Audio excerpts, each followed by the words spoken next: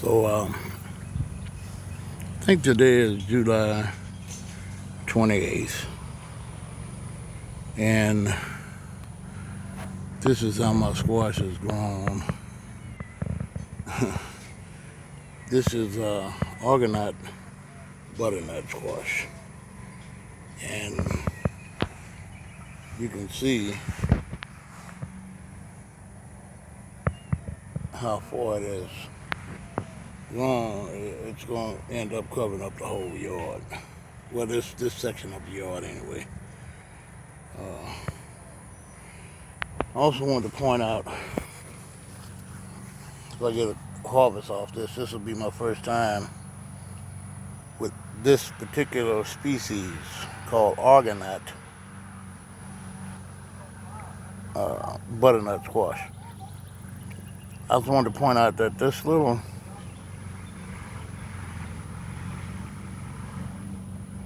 bloom right here, this is a little premature fruit. Now, it's already started to yellow. It's got a flower on the end of it, but I'm not sure if that flower is going to open up. But this is a very common thing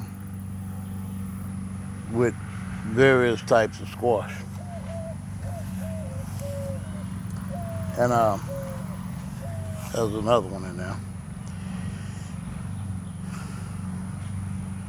This is what the fruit is going to look similar to once it does start putting on fruit.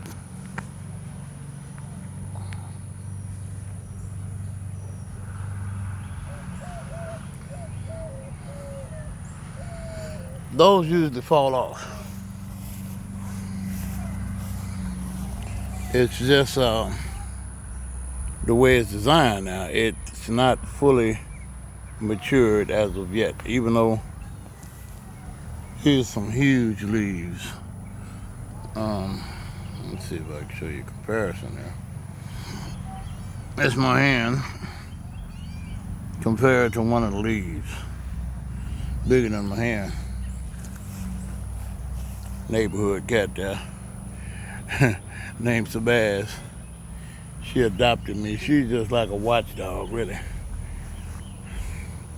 But you can see the runners, but now they're just starting to just come on out, and you see all over the place. Back to the issue with the fruit. Those first few is going to fall off. It's kind of a thing that I think is just by design. Squash is just designed that way.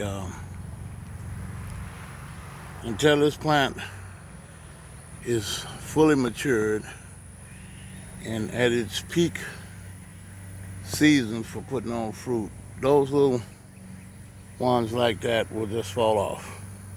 They'll dry up, they won't get matured, and that's probably designed to keep this plant healthy so that when it does produce fruit, it will be able to hold the many fruit that it's going to have. Now, it's going to produce very, very heavy. My mother, bit of time before she died, we planted this.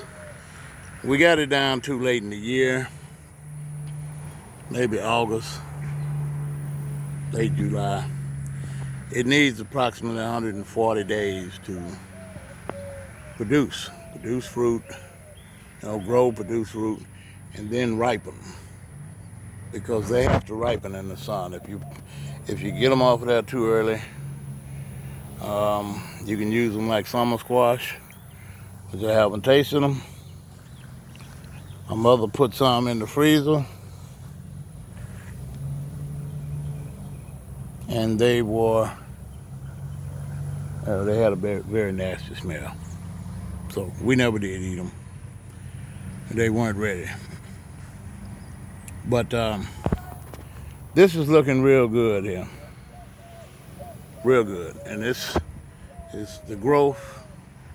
I'm using my tablet now to record. I used my cell phone before, and I was able to capture most of my video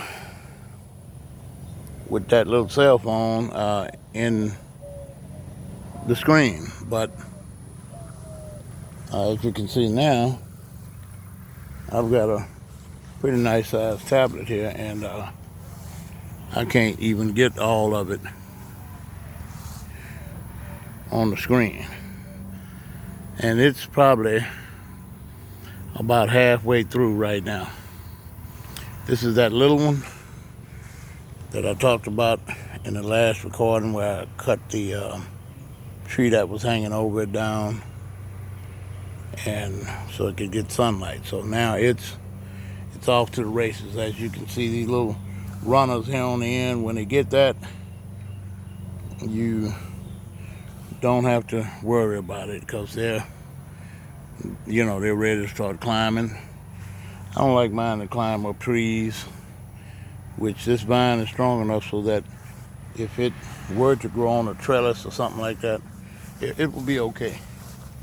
I just don't like to have that extra worry about the vine breaking or something like that. Now, I have not seen it, but these fruit are supposed to be able to reach 20 to 30 pounds. And I would love to have a butternut squash 20 to 30 pounds, especially with its ability to keep for months. In the winter, you can store this in a nice, dry, cool place, and it will last for months throughout the winter. You can cook it, puree it, freeze it, and you can get even longer shelf life out of it. But Sebastian, was that you? Hey, Sebastian. Sebastian always gets right under me and almost trips me. So this is looking real good. July the 28th, I believe. It's running. And I just watered them yesterday, but they were not doing bad. In fact, they were looking real good, very healthy as of yesterday. But I watered them because it's been real hot, and haven't had a lot of rain lately, at least for the last week or so. Another thing, why I like to grow this type of squash, down here in South Texas, we have the squash borer, which is one of the most hateful creatures that evil. I don't think they're being hateful. They're just doing what comes to them by nature, and I don't know why they attack squashes. They really, really do a lot of damage to blue Hubbard squash. I mean, they can kill it in a couple of days. Of course, by that time, the maggot has been in the stalks, because they get in this little stalks right here, and then they just eat their way through it, and one day your squash will just wilt for no apparent reason in the heat of the day, and then seems like in the cool of the day or after you water it, it'll bounce back. But not knowing that there's a squash borer inside the stalk, it really just suffocates the plant. It just cuts off the water supply. That maggot grows in there, and it kills it that way. But the good thing is, butternut squash is very resistant to the squash borer. I've seen it eat into them, and the squash burrows in there and pretty much completes its life cycle. And this plant will keep on growing and produce fruit like nothing ever happened. You'll see the damage, with the droppings and the feces, which is a very stinky odor, but it won't kill it. So if you got a real bad squash burrow problem, this is the squash to plant, providing you have space to grow it. And I like to just let mine grow on the ground. Obviously, if you're planting something on a trellis or you're letting it grow up on a fence line or something, your fruit may, have a real pretty shape to them because they don't have a lot of gravity effects pulling on them that way. I mean, they do, but it's nothing that's going to affect the shape of it. But my squash has not started putting on fruit yet.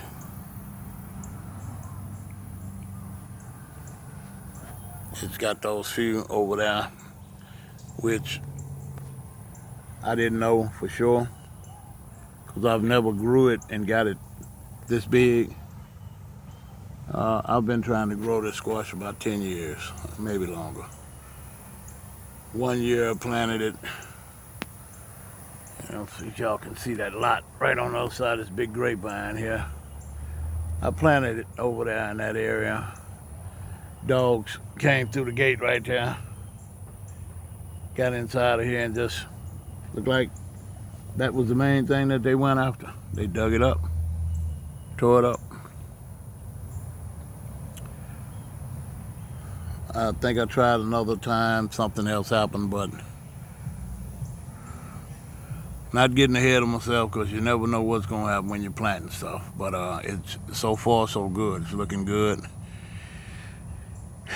And we want to have a harvest from this by, this is end of July, August. Got to watch it in August to make sure it don't burn out. But it's pretty resilient to the heat. It can handle it, and most likely we'll get some kind of rain. But during this period of time, it's good to come out with your hose. If you see it wilted, try to water it because squash and these vine plants a lot of times they'll stop growing. I know with cucumbers will stop growing if they get dehydrated. And then as soon as you water them, they'll resume. But that could drastically reduce your fruit production. So you want to keep them watered. Just keep an eye on them. This probably ain't the kind of garden that you want to do if you're real busy with a job. Thank God I'm retired now. Took early retirement, but that's another story. But if you see them wilting, put some water on them. And I water mine right at the base where the root started. These plants, I haven't tried it, should be able to grow them with cuttings because every little section, let me see if I can show this on camera. Yeah. Right down inside of there. Let's see if I can get a good shot on it.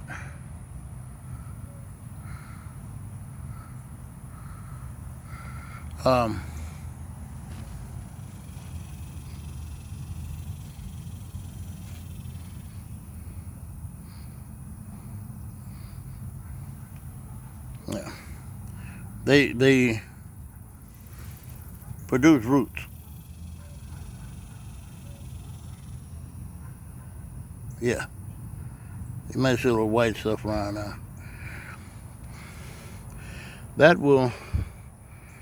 Those are roots. And every little section like that will anchor itself down. It will put those roots down and it will anchor down right in that spot. So logically it would seem that if something were to happen to where that branch is cut off, from the main root, that it should be able to be, root itself again or continue to live. I don't know that to be a fact, but I will say, and I'm not really on the subject, that I just learned that can happen with tomatoes, and this is a tomato that I just rooted. It's a sweet 100. This is my sweet 100 right here, and it's just growing crazy. I put it in a cage, but it's just all over the place. So I was trying to bend one of the branches back and stick it back in the cage, but it was not very flexible, and it broke. So this is about maybe a week now it's been in the ground. It's got about a 6-inch stem underneath the ground when I planted it, and it's growing. You can see that it's growing. So the thing that I found out about these tomatoes, and I looked it up on the internet as well, you can root tomatoes. Tomatoes have roots in various areas. I'm told that these little hairs that are on the side of the tomato plant can actually start another tomato plant, and that's the proof of it right there, because there were no roots that you could see on this one. Just little hairs, pretty much just a nice branch that had broke off, had flowers on it and all of that. And so the good thing about that, which may be bad news for some people, is that tomatoes can be grown without seed. Seed companies probably won't like that. Maybe that's why nobody talks about it. But if you have a rare tomato plant and you want to get a jump start on the season, then you can pot that tomato plant. You can root it, pot it, and you'll be way ahead, way jump start ahead of the normal growing season. So anyway, back to my squash. It looks real good. They're looking real healthy right now. And the one me and my mother grew, she had one plant. It went across the whole yard. She was in a small house. Backyard was probably a little bit bigger than this section of my backyard, but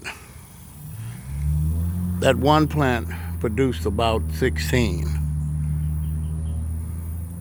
They weren't fully matured, but we filled up a 5-gallon bucket, running over. They just weren't cured off.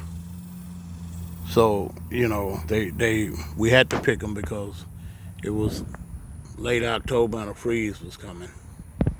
We had to get them off. We got them off too early and weren't really able to use it. But this year I've still got the whole month of August, a little bit of July that's left, September and October. And so I'm pretty sure that we'll be well within the 140 days that it requires for them to mature. So this is that in-between video that I was talking about. I wasn't sure if I was going to shoot it or not, but this growth happened in like maybe a couple of weeks or so. It wasn't long at all. And that's how much they've grown. So I'm thinking I'm going to give it another month. Keep them healthy, keep them watered, and the fruit should start setting. And when they set abundantly. I don't know what that name for that is, just the nature of this Argonaut. It puts them on all at one time. You know, it'll put a little false ones on there like the ones I showed you guys over there. But when it does, you know, finally hit fruition, it will put a bunch of them on at one time. So I planted 10 plants. So far, all of them are healthy. Everything's running. Everything's just growing strong. I did fertilize them initially